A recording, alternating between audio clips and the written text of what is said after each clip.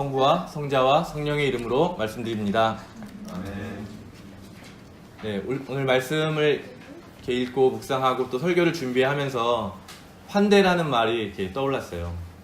우리 이전에 함께 읽었던 로한 윌리엄스 주교님의 책에서 우리가 드린 이 성치 안내야말로 환대의 장소다라고 이야기하면서 우리는 하나님의 초대를 받은 사람으로 왔지만 이내 이 예배 가운데 하느님을 초대하고 이웃을 초대하는 그런 초대하는 사람이 되는 거죠. 초대받은 사람이 다시 초대하는 사람이 되는 거죠. 그래서 그것을 그 주교님은 환대의 물결이 계속 이렇게 몰아치는 그것이 바로 우리 성치 안내다 이렇게 설명해 주신 기억인데요. 환대라는 것은 굉장히 우리 그리스도교에서 굉장히 중요한 어떤 의미인 것이죠. 그래서 제가 이제 그동안 환대라는 걸 떠올리고 요즘에 유튜브에 좋은 강의들이 많잖아요. 거기서 데리다와의 데이트라는 그 강연이 있는데요. 관심 있는 분은 그걸 좀 찾아보셨으면 좋겠어요. 그래서 그거를 제가 보고 환대라는 걸 좀 많이 이렇게 좀 더 고민하면서 오늘의 이 성경 말씀들을 환대라고 하는 것을 가지고 좀 풀어보려고 합니다. 그 데리다라고 하는 사실 철학자 이름이 나오면 벌써 이렇게 귀가 막히고 이렇게 어렵다 이렇게 생각하시는 분이 있는데 그냥 이름을 말하는 건 제 이야기가 아니다 이제 이런 의미고요. 이 데리다라고 하는 분은 프랑스 철학자인데 해체주의자로 많이 알려져 있거든요. 근데 그 동영상에서 이제 강의를 해주시는 그 선생님이 얘기해 주시기를 오해가 많다는 거예요. 이분이 모든 거를 해체한 이유는 사실은 그 잘못된 것을 없고 더 올바른 거를 이렇게 다시 세우기 위해 다시 건설하기 위한 작업인데 사람들은 그 해체에만 너무 이제 몰입되어 있는 거죠. 그래서 이제 그분이 얘기하는 게 이 데리다를 공격하는 대부분의 사람들은 이 데리다의 글을 잘 안 읽은 사람들일 것이다. 왜냐하면 읽어보면 이분이 해체를 말하는 것이 얼마나 애정 어린 표현인지 그러니까 이게 벌써 매치가 안 되잖아요. 뭔가 애정 어린 우리의 표현 어떤 행위나 표현은 다른 사람을 일으키거나 세우는 거라고 우리가 생각하는데 해체를 통해서 뭔가 애정을 표현한다라고 하는 것이 우리의 정상과도 좀 맞지 않는 것이죠. 그래서 제가 길게 설명드릴 수는 없고 관심 있는 분들은 그걸 좀 보시면 아마 좀 더 좋을 것 같고요. 이분이 하는 방법이 그런 거예요.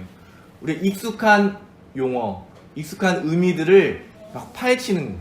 다양한 관점으로 파헤치고 다양한 층위로 파헤쳐서 그것이 우리가 얼마나 잘못 생각하고 있는가. 원래 예를 들면 환대죠. 환대의 원래의 의미가 얼마나 왜곡되고 있는가.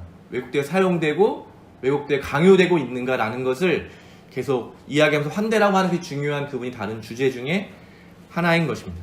그래서 우리가 신학적 용어죠. 자주 말하는 이미 실현됐지만 아직 실현되지 않은 그 하나님 나라처럼 우리가 사용하는 모든 용어들도 to come 이렇게 설명하면서 하이픈을 붙여가지고 이미 온 것 같지만 완전해지지 않은 그런 개념들을 많이 사용해가지고 우리가 익숙한 용어들을 통해서 우리가 알지 못하는 새로운 곳을 우리 이끌어가는 방법을 이 철학자가 많이 활용했다라고 합니다. 그래서 오늘 제가 주보에 글에 호스티피탈리티라고 썼는데요. 이게 이분이 만든 용어래요. 영어로 하면 이제 호스피탈리티가 이제 환대라는 뜻인데 적대한다는 말하고 환대한다는 말을 하나의 결합을 해가지고 호스티피탈리티 이라는 말을 만들었다고 합니다. 왜 그러냐면 우리가 흔히 생각하는 환대라고 하는 것이 무조건 좋은 것인 것 같지만 그 안에도 이미 질서와 폭력이 있다는 걸 이분이 말하고 싶은 거죠. 환대와 적대라고 하는 것이 환대라는 이름의 적대도 막 이루어지고 있고 적대라는 것이 환대를 이렇게 막 얽혀 있다는 거예요. 그래서 좀 생각해 본다 그러면 환대 안에 이미 권력의 구조가 담겨 있는 거라고 합니다. 생각해 보면 환대는 주인이 손님에게 베푸는 거죠. 그리고 좋은 사람에게는 베푸는 거지 적에게는 베풀어질 수 없는 거죠. 그러니까 친구와 적이라고 하는 그 개념들이 이미 다 정리가 되어서 환대라고 하는 말을 사용하는 것이죠. 그러면서 이제 이 데리다도 성서와 예수님을 많이 활용하는데요. 여기서 예수님의 원수를 사랑하는 라는 말이 바로 해체적인 선언이라는 거예요. 원수를 어떻게 사랑할 수 있어요? 사랑할 수 없는 존재가 원수잖아요. 근데 원수를 사랑하라. 이런 용법의 말로 데리다가 말한 해체라고 하는 것이죠. 그러면서 이 환대를 이야기하면서 중요한 이야기가 자케오의 이야기라고 합니다. 자케오 이야기 다 아시죠? 자케오가 예수님을 만나기 위해서 나무에 올라가 있는데 예수님이 자케오를 만나서 하신 말씀 뭐라고 말씀하셨죠? 다 아시죠? 뭐라고 말씀하셨죠? 자키오에게? 네, 내가 오늘 너의 집에 머물겠다. 그러니까 우리가 흔히 생각하는 주인과 손님이 바뀐 거예요. 주인이 손님을 청해야 되잖아요. 주인은 자키오잖아요. 자기 집의 주인인 자키오가 예수님을 우리 집에 오십시오라고 말하던가, 아니면 예수님이 네가 이제 우리 공동체로 와라. 이게 우리가 흔히 생각하는 초대와 이 환대 안에 들어있는 개념인데, 예수님이 이걸 완전히 해체했다는 거죠. 손님이 주인에게 자기를 초대하는 거예요. 주인의 집에 손님이 주인을 초대하는 거예요. 자기를 초대하는, 손님을 초대하는 거죠. 그러니까 이 주인과 손님이라는 개념 자체가 이미 없어진 거죠.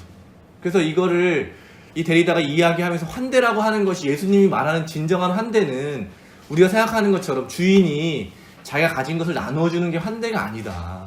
그 개념을 뛰어넘을 때 우리가 아직 도달하지 못하는 그 환대의 문이 열리게 된다는 거죠. 예수님 말씀하신 게 단순히 자키오를 변화시키는 그런 어떤 목적으로 그의 집에 간 게 아니라는 거예요. 우리 흔히 생각하잖아요. 어떤 방문하는 건 목적이 있는데 그 목적조차도 해체해버렸을 때 일어나는 변화. 자키오에게 예수님이 뭐라 하지 않으시잖아요. 너는 나를 따라라. 너는 내가 말한 계명을 이런 설교나 이런 가르침을 주신 것이 아니라 그냥 그런 목적 없이 이런 환대의 개념을 다 해체하고 정말 인간과 인간이 만났을 때 비로소 자키오가 변화가 일어나는 것이죠. 그게 그리스도교가 말하는 신앙의 신비인 거거든요. 감히 우리가 하나님의 초대를 받을 수 있는 존재가 아닌데 이미 우린 초대를 받았다. 근데 내가 가진 것이 아무것도 없는데 우리는 우리의 삶을 열어서 이웃을 초대해서 우리가 가진 것을 나누어야 된다. 이 언어 자체가 이미 갖고 있는 모든 것에 굉장히 혁명적인 선언들인 것이죠. 우리들의 고백들이 사실은 이런 아주 다양한 층위들을 담고 있다. 그리고 또 하나의 이제 이 왜 환대라는 말에 적대라는 것을 포함했냐면요. 구약에 나오는 두 가지 이야기인데요. 창세기와 판관기 다 공교롭게도 19장의 이야기인데요. 그 이스라엘 당시에 있었던 거예요. 손님이 왔을 때 자기 딸을 내어주잖아요. 그러니까 환대를 위해서 사실은 누군가의 희생을 강요할 수 있다는 거예요. 환대라는 게 무조건 좋고 모두에게 좋은 것이 아니라 그 환대를 위해서 희생당하는 사람이 있다면, 누군가의 나그네를 보살펴주고 보호해주는 것은 좋지만 그렇게 해서 더 힘없는 여성, 자녀, 딸, 이런 사람들을 과연 희생시킬 수 있느냐라는 것을 물어보는 거죠. 그래서 이것을 환대와 적대를 섞은 언어를 새로 창조함으로써 환대 안에 담겨있는 이런 폭력성, 환대라는 이름으로 우리에게 강요되는 희생, 이런 것들을 데리다는 다시 한번 이야기하고 있는 거거든요. 생각해보면 우리도 좋은 것을 하기 위해서 엄청난 희생을 강요당하잖아요. 어릴 때부터 끊임없이 우리는 희생당하잖아요. 알게 모르게. 어제 우리가 홍세 선생님한테 들은 이야기 중에 이제 프랑스에서 오래 사셨기 때문에 프랑스와 비교하시는데, 프랑스에서는 절대 줄을 서지 않는다. 학교에서. 몸으로도. 그 어떤 기준으로도. 근데 우리는 가자마자 몸으로부터 줄 서기 시작해서 계속해서 성적, 뭐 여러 가지 줄을 세우는 우리의, 그게 큰 차이점이라고 말씀하셨거든요. 거기에 바로 희생이 담겨 있는 거죠. 줄을 왜 세우는가?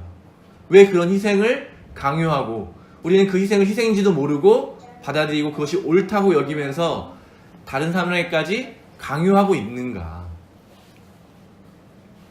네, 더 길어지면 이제 제가 이제 좀 오늘 주제가 좀 벗어나기 때문에 더 궁금하신 분들은 그 동영상을 보시면 아주 자세히 설명해주고 계세요. 그래서 한번 보시면 좋겠고, 그래서 오늘 그런 의미에서 환대의 관점으로 오늘의 이야기를 보면 또 다른 것이, 많은 것이 보이게 되거든요. 예수님이 띠로 지방을 가셨는데요. 왜 가셨을까요? 이 유대 지역에서는 더 이상 사람들이 너무나도 본인을 뭐 갈릴리라든지 이런 곳에는 괴롭고 힘들기 때문에 따로 알리지 않고 조용히 가신 거죠.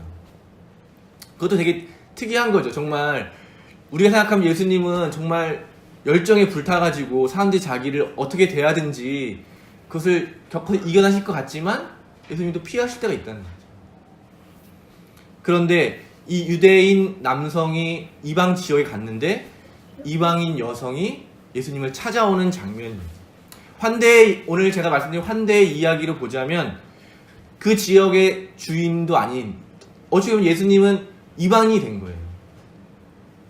예수님 자체가 존재가 이상하게 된 거죠. 유대인이지만 이방의 지역에 갔으니까 이방인이 된 거죠. 좀 복잡하시죠?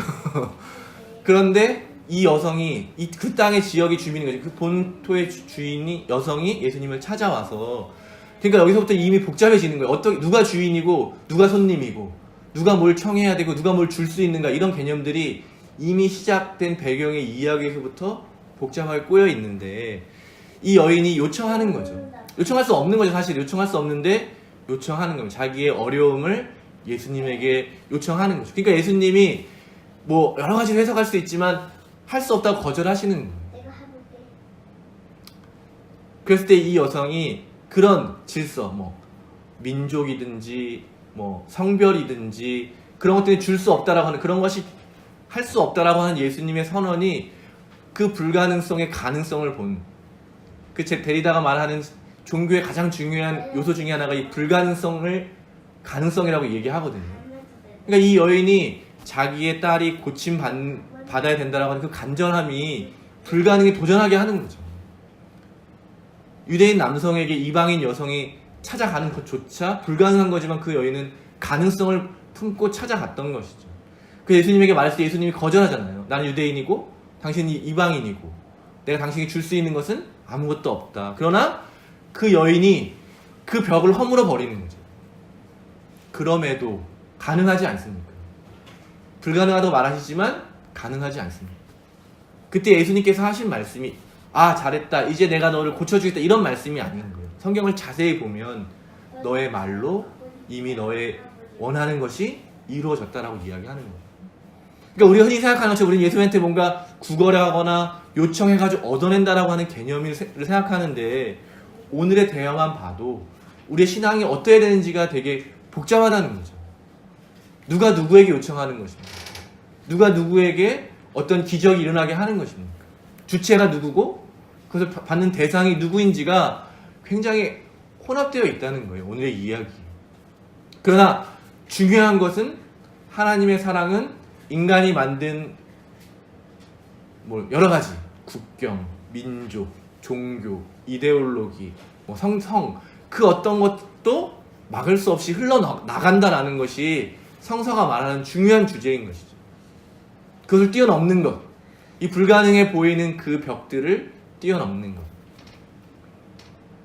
그런 관점에서 본다면 그 다음에 이어지는 이야기도 굉장히 큰 의미로 다가오게 되는 것이죠. 태어날 때부터 듣지 못해서 말을 잘 하지 못하는, 말을 아예 못하는 게 아니죠. 말을 할 수 있는데 듣지 못하기 때문에 반벙어리라고 표현했는데, 표현을 잘 하지 못하는 그 사람을 예수님께서 적극적으로 고치시는 모습.